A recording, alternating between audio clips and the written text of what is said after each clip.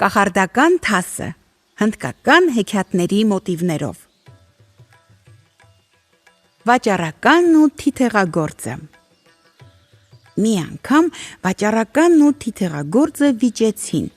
որն է ավելի լավ, խելքը թե հարստությունը։ Վաճառականն ասաց. «Ինչիդ է պետք խելքը, երբ դու աղքատ ես դաշտի մկան պես»։ «Իսկ անխելքին ոսկին էլ չի օգնի», պնդեց թիթեղագործը։ Դուրս ես տալիս, ասաց վաճառականը, ոսկին ամեն մի փորձանքից կփրկի մարդու։ Թիթեղագործը թե ոսկին առանց խելքի ոչինչ չարժի, իսկ խելքը առանց ոսկու էլ մարդուն կօգնի։ Դատարկ բան է, բարկացավ վաճառականը, այդպիսի բան չկա։ Եթե քո խելքը ուժեղ եղավ իմ ոսկուց, ես քեզ 1000 ռուփի կտամ։ Իսկ թե իմ ոսկին քո խելքից ուժեղ եղավ, դու պիտի հավիտյան դառնաս իմ ստրուկը։ Համաձայն ես։ Համաձայն եմ, պատասխանեց թիթեղագործը։ Որ այդպես է, գնանք Ռաջայի մոտ, պատմենք նրան մեր վեճը, միայն թե մեզնից ոչ մեկը իր խոսքից ետ չդառնա։ Նրանք գնացին Ռաջայի մոտ և պատմեցին իրենց վեճի մասին։ Իսկ այդ Ռաջան շատ չար էր ու դաժան։ Օր չէր անցնում, որ նա իր հպատակներից մեկն ու մեկի գլուխը չկտրեր։ Եվ հենց այդ օրն էլ նա 3 դժբախտների գլուխ էր կտրել։ Տեսնելով վաճառականին ու թիթեղագործին, Ռաջան ուզեց կանչել դահճին, բայց հիշեց իր հոր խորհուրդը։ Երբեք մի օրում 3 հպատակից ավելի մի սպանիր, թե չէ ոչ ոք չի լինի, որ գնա քո փղերի հետևից, պահպանի քո ձիերը, չանակի քո բամբակը և հավաքի բրինձը։ Ռաջան չհամարձակվեց խախտել հոր պատգամը և դիմեց այսպիսի խորամանկության։ Նա արմավենու տերևի վրա նամակ գրեց, կնքեց և տալով վաճառականին ասաց.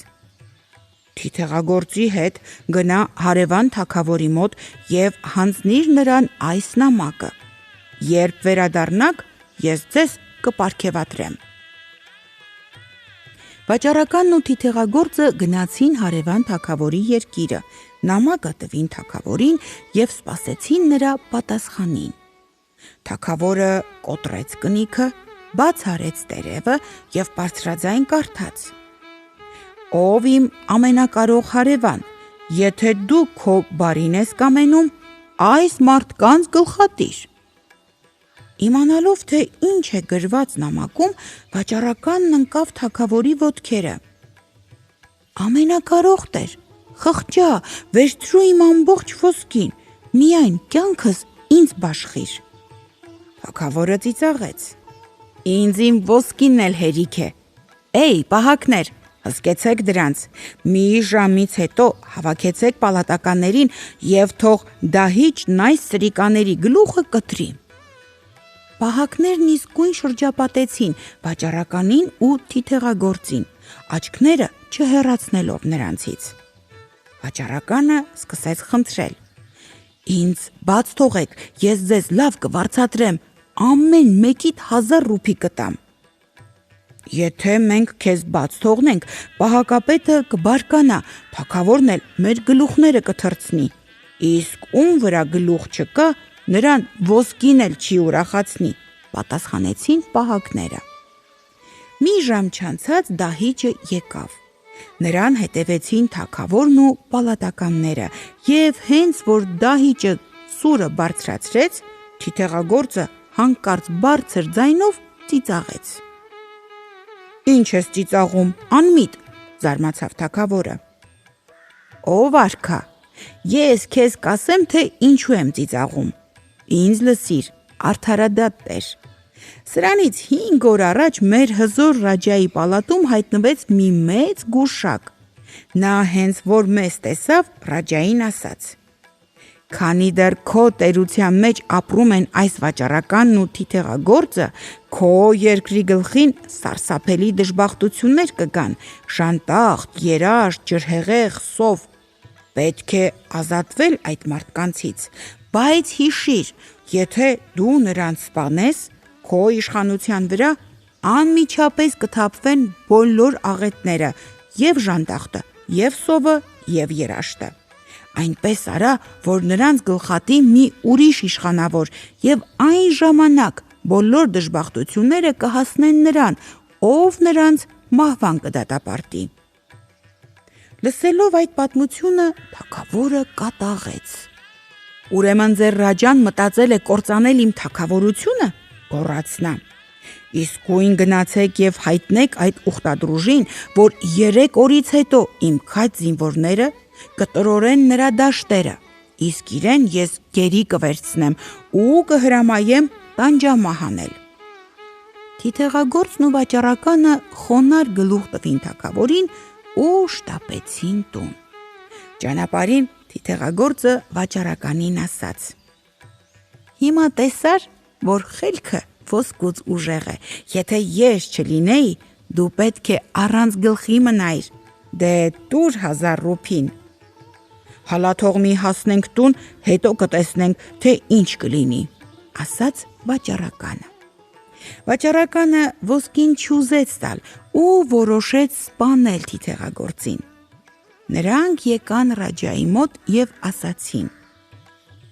Հարևան թագավորը պատերազմ հայտարարեց քեզ, 3 օր հետո նրա զինվորները կտրորեն մեր դաշտերը։ Ռաջան վախեցած հարցրեց.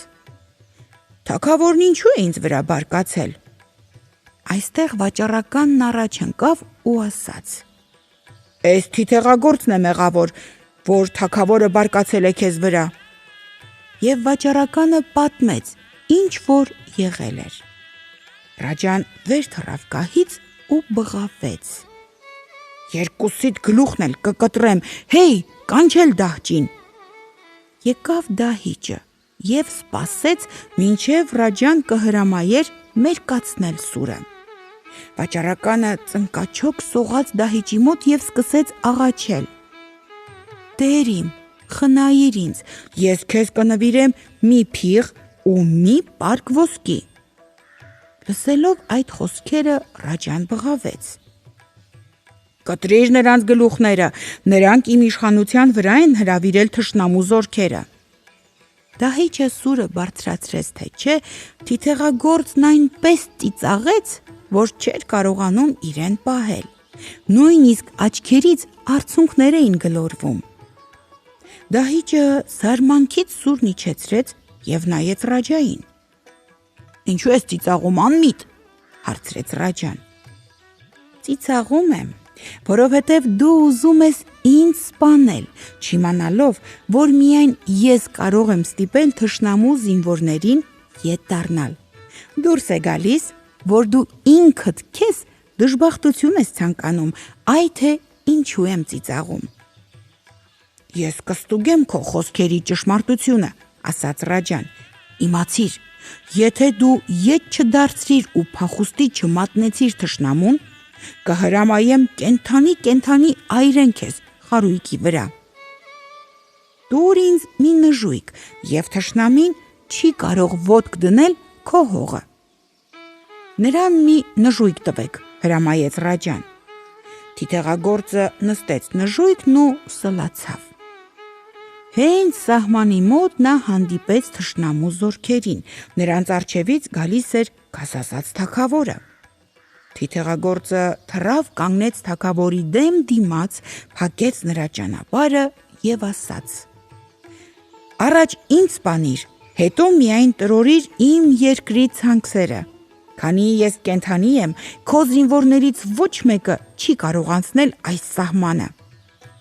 Այս խոսքերի հետ թիթեղագործը մերկացրեց սուրը եւ սպասեց, թե ինչ է ասելու թագավորը։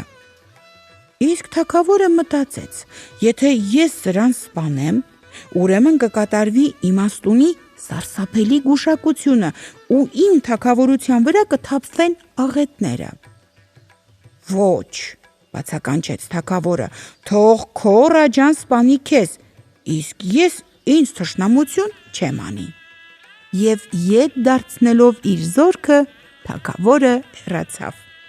Թիթեղագործը վերադարձավ Ռաջայի մոտ ու ասաց.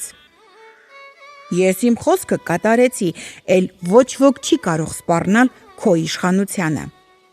Թագավորը գոհ մնալով իսկույն հրամայեց հաշվել և թիթեղագործին տալ 1000 ռուփի։ Թիթեղագործը փողը դրեց տոպրակն ու վերադարձավ վաճառականի մոտ։ «Դե հիմա տուր տարվածդ գումարը»։ Վաճառականը ստիպված էր հաշվել 1000 ռուփի։ Թիթեղագործը փողով լի տոպրակը գցեց ուսն ու հրաժեշտ տալով վաճառականին ասաց. «Միշտ հիշիր,